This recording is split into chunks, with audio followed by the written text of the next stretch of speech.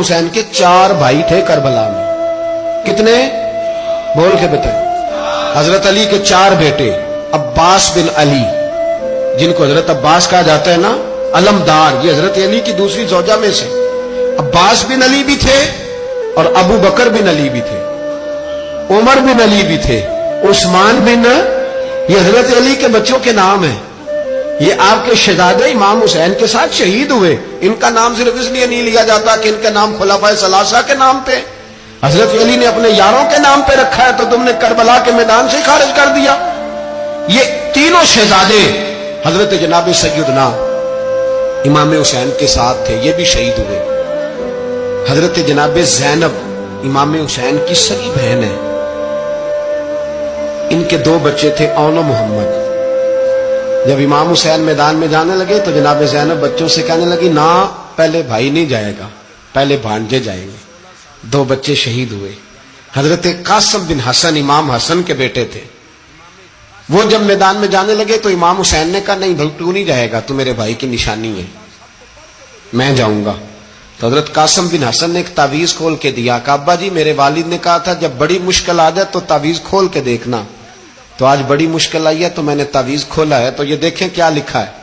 یہ تو رکا ہے، تعویذ ہے ہی نہیں. جب کھول کے دیکھا تو اس پہ لکھا تھا، قاسم اگر حسین پہ کوئی کڑا وقت آ جائے تو بیٹا کے آگے آگے رہنا، اگر کڑا وقت میرے بھائی پہ کبھی آ جائے نا، دیکھنا اس کے آگے آگے چلنا، اسے حسن کی کمی نہ محسوس ہو. پائیاں جہاں ساک نہیں کوئی جے وچ خار نہ ہوئے.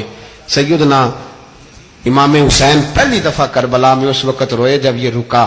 آپ نے دیکھا تو فرمایا ٹھیک ہے، اگر حسن کی یہ وصیت ہے تو میں نے زندگی میں اگر ان کی ہر بات مانی ہے اب بھی مانوں گا، تمہیں اجازت ہے. جناب قاسم بن حسن 16 سال کا جوان جب میدان میں نکلے تو ہائے ہائے پتہ نہیں کہاں سے آ گئی ہے. امام قاسم بن حسن جب میدان میں نکلے تو تبری سے لے کر علامہ ابو الاسناد صاحب سب کو پڑھ کے تو دیکھو. 3 دن کی پیاس ہے، شدید آزمائش ہے، دکھ ہیں، تکلیفیں ہیں، پھر بھی پہلی دفعہ جب میدان میں گئے ہیں واپس آئے ہیں 19 لوگوں کو قتل کر کے واپس آئے. 19 لوگوں کو ایک بار میں حضرت ایسے ہی تماشا بنا دیا. مظلوم تھے وہ تو رو رہے تھے. ہر مقرر یہ کہہ رہا ہے کہ وہ تو بار بار کہ ابا پانی مل جائے، پانی آ جائے، ترس گئے. خدا کا خوف کرو، یہ دلیر لوگ تھے. ان کی باتیں آج بھی پڑھ کے دلیری پیدا ہوتی ہے، دلیری پیدا ہوتی ہے، دلیری. سناؤ قصہ خیبر کو تمامی اپنے بچوں کو.